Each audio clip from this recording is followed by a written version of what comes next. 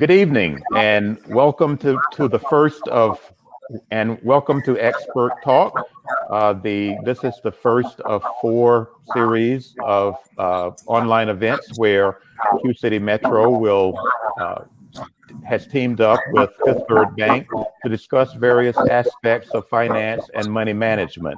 Before we go any further, we want to especially thank our sponsor, Fifth Third Bank, for generously agreeing to sponsor this series. Today, we're going to be talking about some very basics of money management, saving, some getting started, planning for the future. I think we all know why this is important. I was reading a Federal Reserve study just today that indicated that that the typical white family has about 8 times the wealth of a typical black family in the United States. And if that were not bad enough, add to that the COVID pandemic, which has exacerbated the financial situation for all Americans, but especially African Americans. Just last week, the Census Bureau released a study that looked at the impact of the COVID pandemic on Black households versus white households. And just about every measurable way, the pandemic had affected the finances of Black households disproportionately. Not only did Black households have more trouble making ends meet, they also took on more debt, more credit card debt to make ends meet. So with that backdrop, we are here today with two Fifth Third banking executives. I want to introduce Antwan Ward. Antwan is an assistant vice president at Fifth Third Bank. He serves as a preferred banking relationships manager, and he brings 15 plus years of banking experience to this conversation. Welcome, Antwan. Thank you very much. And we also have Dante Wilkerson. He manages a financial center for Fifth Third, and he too is an assistant vice president, and he brings to this conversation more than a decade of banking experience. Welcome, Dante. Thank you, Glenn. Yes.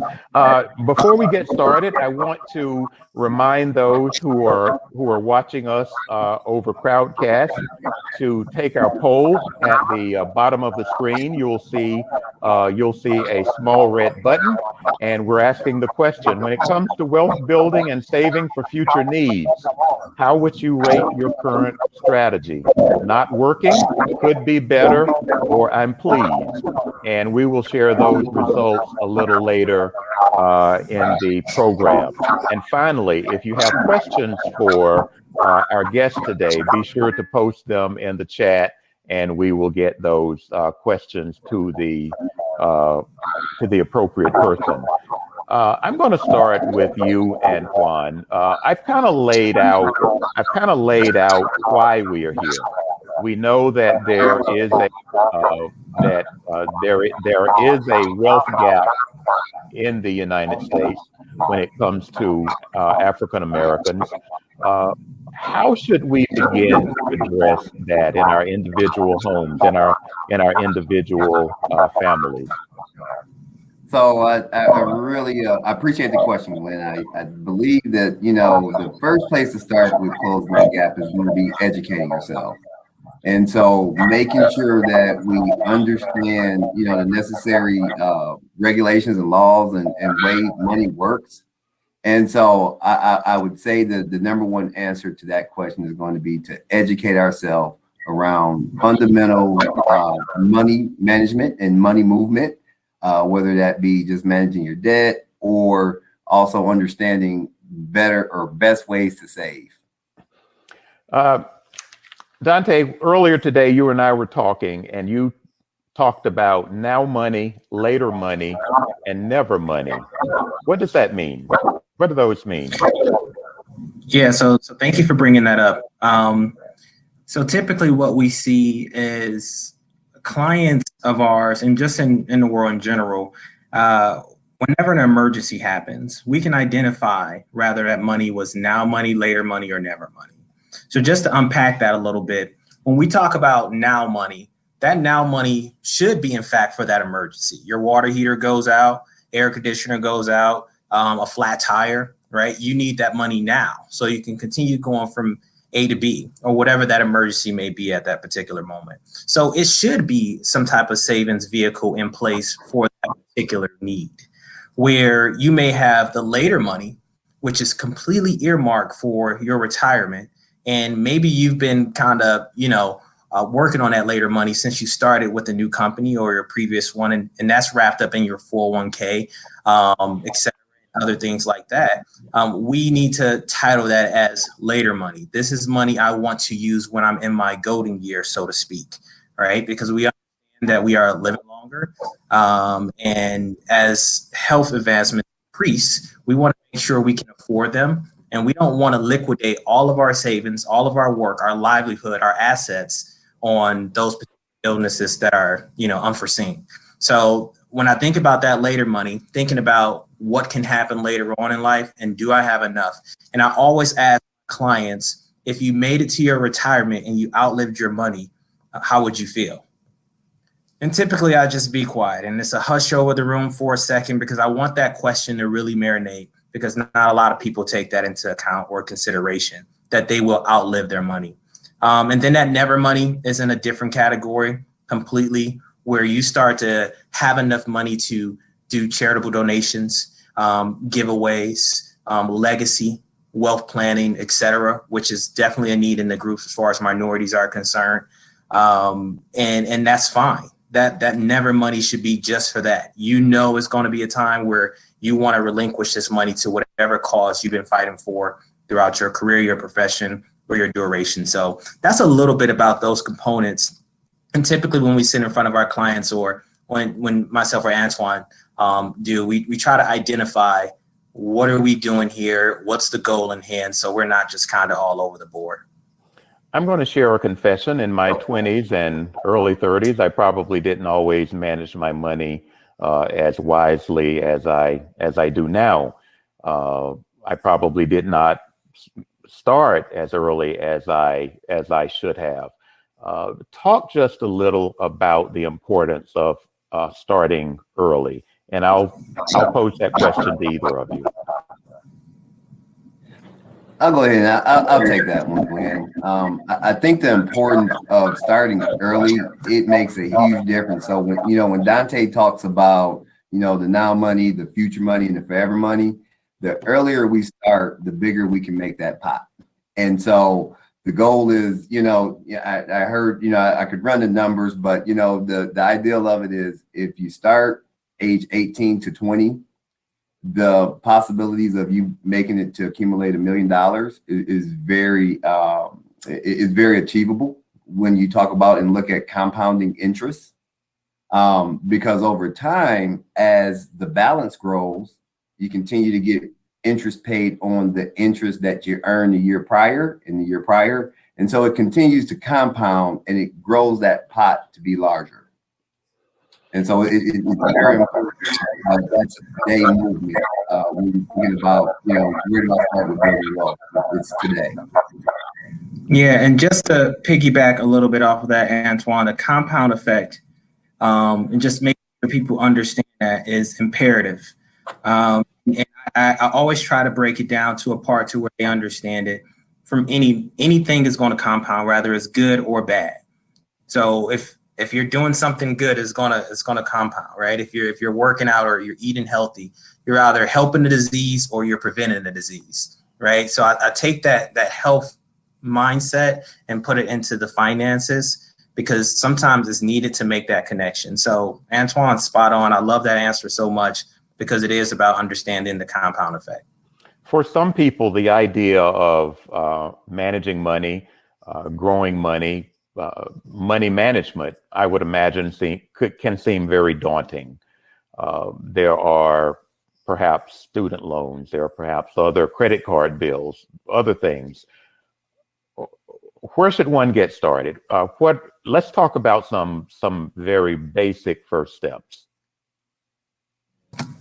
Yeah. Absolutely. Want to take that, Antwan, please? I'll just say I think the most important step that a person can take when getting started is the relationship, is building a relationship with someone that you can trust and someone that's going to have longevity in your life, because someone who knows your story, who knows and can help define a roadmap to help see the end goal is the first place to start. And so, if you can find, whether that's a banker or financial advisor, but starting small, looking at the basic things, and I'll let Dante kind of jump in and run with it, but starting small with the basic things is looking at your interest rates for your lending, and maximizing your saving and having a savings plan, building up a emergency fund. And so I'll let Dante kind of run with the integral parts of the basic pieces of it. Okay, Dante? Yeah. Yes, absolutely. So the way I look at savings here, it's more of a mindset, right? And I don't typically tell people you have to wait till you have an abundance of money. The truth is, if you're not when you have little to nothing, you probably won't save once you start to make more money, right? Because those habits carry on. So rather you have $5 or 5 million, the concept and the mindset is still the same. And I can't stress that enough. And sometimes we have to kind of, put dangle carrots in front of us, right? And those carrots can be considered goals. So typically, me personally, and I'll share this personally, I'm originally from Detroit. I went to school in Alabama, but I'm here in Charlotte. And when I got the information to what Antwan is mentioning, I made sure my relationships that I had, I went back to go give that information as soon as possible. Did they listen or not? That's not for me to say. My job is to be a resource, and we understand that resources typically win games. And that's what we try to do when we talk about savings and where people should start. You just need to start as small as you can, because as soon as you build that habit and you start releasing those endorphins, you get excited about savings. Eventually it takes its own life form. And we're not having this conversation anymore about starting savings. We're talking about what to do with the money I've accumulated. Typically, when people think about money, and especially investing and growing money, they think about buying stocks and bonds, or they run to the internet for some hot tip or cryptocurrency. I have a feeling that's not what you guys are talking about. No, I think that over the last year, we've seen a lot of what they call retail investors, meaning, folks kind of logging in, doing the Robinhood things, the hot tips that are circulating through Googles and everywhere else. So we're seeing a lot more of that, which is great for the experience and educational pieces of it. But when we talk about long-term wealth and long-term financial growth, there's so much that goes into the financial realm of things. There's a lot of different variables, and sitting down with a financial advisor with years of experience behind them is honestly and truly the first place to start, because it's impossible to know all of the things that are consistently changing. And so, you could probably sit with 100 different advisors, and they may give you 100 different things, and none of them can necessarily be wrong, right? But because there's so many different strategies. And when we talk about getting started, I think that a very easy strategy to think through is dollar cost averaging, which is a very simple kind of thought process. Typically, a lot of times 401k uses those basic measures, which means you do consistent purchases of a stock or mutual fund or whatever you're looking to invest in, but it's a consistent dollar amount. And what normally happens is when you do that, you may be able to catch a stock at a lower price, but the next week you may catch it at a higher price and you'll get lesser stock. But long term, what happens is what the statistics say is that typically you'll get a lower cost for those stocks over the long term. You mentioned a retirement account. Many people are not putting in their maximum, or not maxing out their retirement accounts. That's one of the basic tenets of money management. Talk about why that's important. Yes, yes, yes, yes. And so, I always kind of look at the 401k as a bonus or extra money. And so if you're not maximizing your full potential on the 401k, especially if you have an employer that matches, because it's free money. Whatever you put in, they'll match it up to a certain percentage. And so I always say that's the first place to start when we're talking about longer term retirement goals, is to start with maxing out whatever your employer matches. And then, there's other benefits once we start to look at 401k. And of course, you want to consult with the tax advisor along with your financial advisor. But IRS, if you go to the IRS government or irs.gov, it'll let you know exactly what the limits are to be able to contribute for 2021. And so married filing jointly per the IRS website is $19,500 for this year, which also could result in some taxation benefits, which long term means more money in your pocket. There are also things like health savings accounts, automatic deductions from your paycheck, which can make savings a lot easier because you don't see that money. Dante, can you talk about those strategies just a little? Yeah, absolutely. And I always want to kind of give everyone a tip in regards to companies. Companies are always fighting for talent. And you want to make sure you're completely taking advantage of whatever benefits, to Antwan's point, whether or not that company is matching you dollar for dollar 401k, or they're giving you some type of different incentive that may be cutting edge to the competitor. So I just always advocate for people to do their research.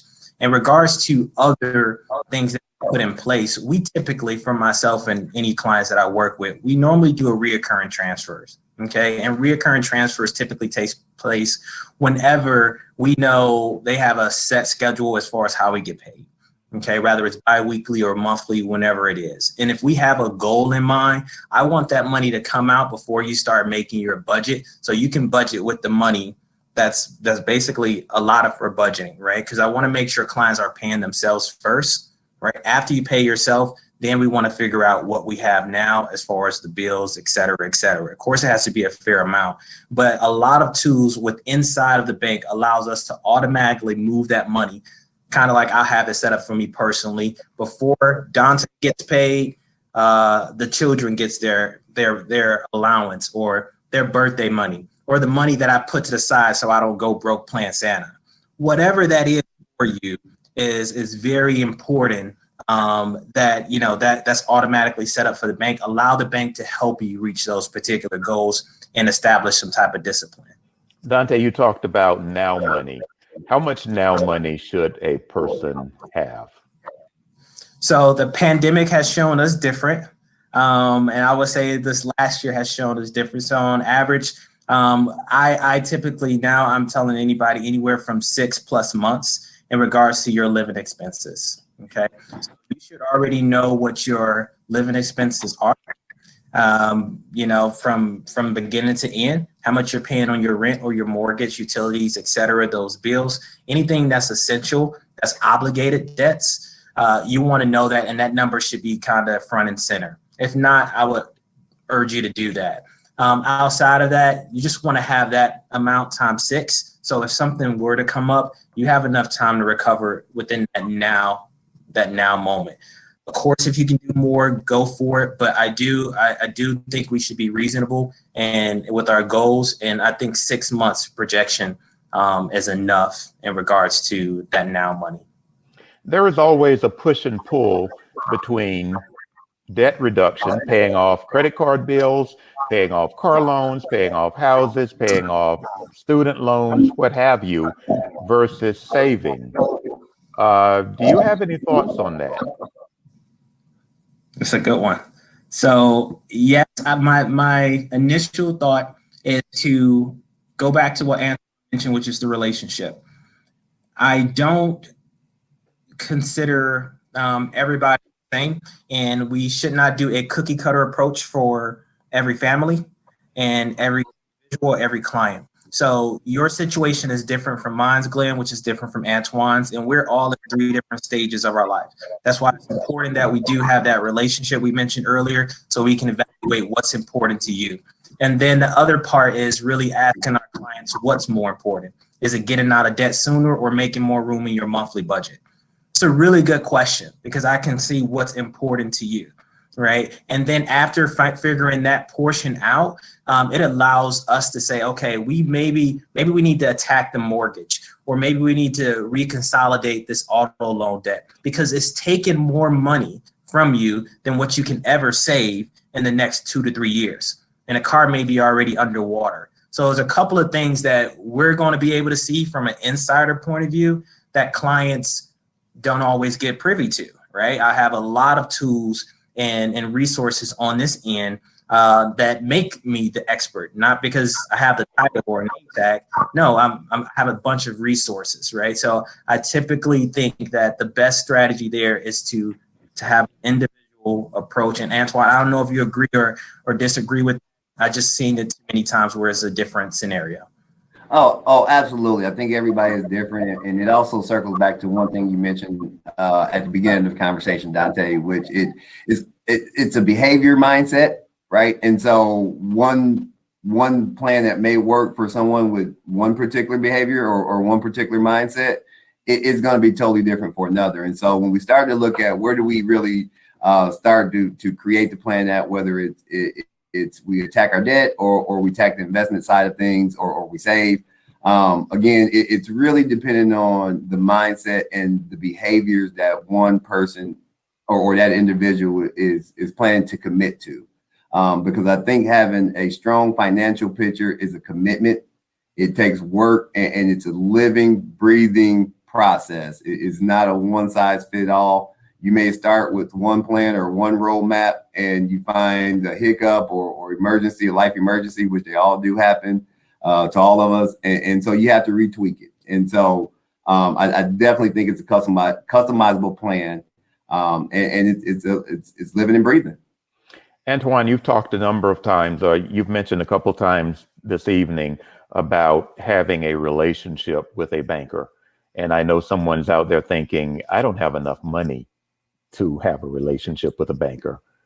What would you say to that person? I think if you have a $1 in a direct deposit, you have enough money.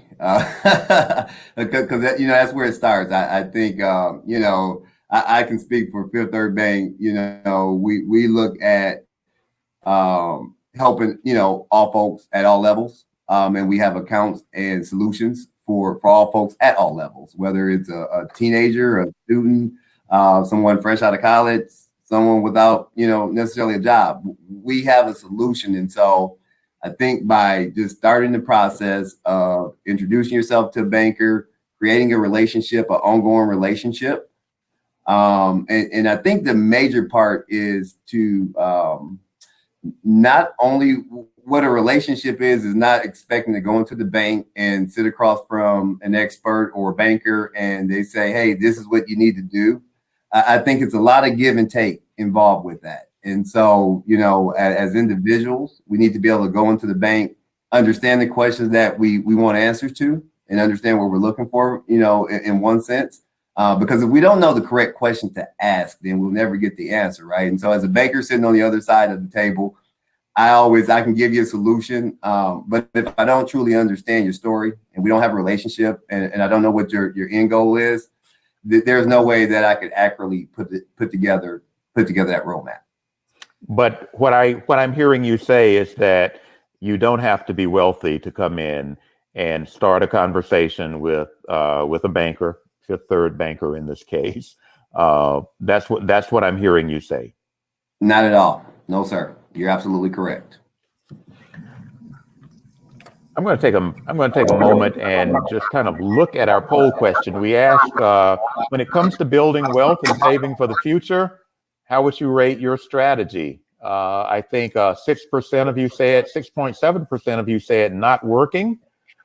looks like 60% of you said could be better, and about 13.3% of said I'm pleased. So clearly there is some work to be done there. I want to give you two an opportunity to talk about particular products or a particular product that Fifth Third offers. We talked earlier about momentum banking. What is momentum banking? Yeah, so absolutely. Momentum banking, well, momentum checking will be the better way to approach it. So Fifth Third personally has launched a momentum checking product that allows clients to bank in a way that we haven't been able to bank before.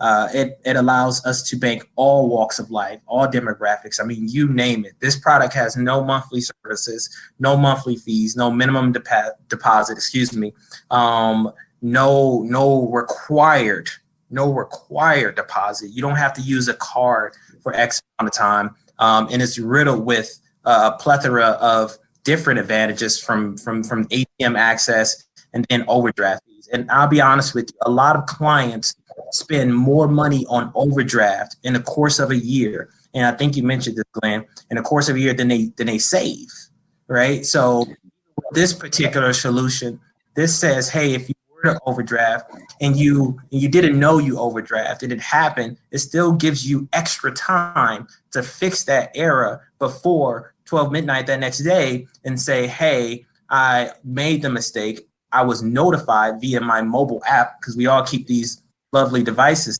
to us. I was notified that I made a mistake and I have time to correct it. Okay, that is extremely beneficial. Okay, and that's just a few features on here. Another one that has done in the contribution to momentum is something we call early pay. It says, hey, if you're set up to get your pay on Friday, we're going to make sure you probably get your pay 2 days or a day earlier, because sometimes it makes a difference, right? You may need to have lunch or that gas. I can't tell you how many families I've seen so far since we launched this particular feature within the last month benefit from just being able to receive their money a little bit earlier and allowing them to budget for that weekend before things start to roll in. It just gives them a little bit more control over their money. And that's what Fifth Third Momentum Checking really has to offer to not just any clients, but all of our clients and anybody who wants to be a client. We are nearing the end of our half hour. I want to be respectful of your time and the time of our audience, but I also want to allow you to offer any parting thoughts. We'll start with Antwan. I just think, first I just thank you all for coming together and bringing us on. And so definitely a very, very important conversation that I think we always have to continue to have for our community in general. There is so much that goes into the financial picture. And so today, day one, after we get off the call, I want you to go find a banker and start to build a relationship. And even before you go into the bank and looking for the relationship, I ask that you do a little pre-work, which means understanding a little bit about where you're at currently in your personal financial life. And then, looking to see what you actually can uncover to get to whatever goals, set your goals, look to see where you're at, and then figure out what question that you don't know or you want answers to. And I think that's the first place to start. Dante? Yeah, absolutely. Well said, Antwan. And Glenn, thank you so much for having us, you and the whole Q City Metro as well. I really enjoyed this time. The only thing I would say to anyone listening or will listen, start now. Start now. It's never too late. Just really make finances as important as anything else in your life. Always tell people, how often do you go to the doctor? We're supposed to go times within the course of the year. You should be talking to your financial planner, advisor, or banker within that same timeline, right? It's very important that you take this seriously and know that you have people to support you. I don't care if it's me. I don't care if it's Antwan. I do care if it's Fifth Third. It can be, but outside of that, talk to someone who's invested in you, and you will typically find that relationship in there. So I just encourage everybody to have a relationship. But thank you so much for the time. And thank you, Absolutely. and thank you both. As I mentioned, this is the first of 4 such discussions that we will have. I don't know at this point what the others will be. We started with some very basic principles of wealth accumulation today. I hope you will, those of you who are listening in, I hope that you will follow us on this platform, sign up for our newsletter so that we can keep you informed about future discussions that we will be having, money discussions that we will be having with Fifth Third Bank. Again, thank you to Antwan Ward, and thank you to Dante Wilkerson, and to those of you who are listening in, who've joined us tonight over the internet. Thank you as well, and good night to everyone. Good night. Thanks again, guys.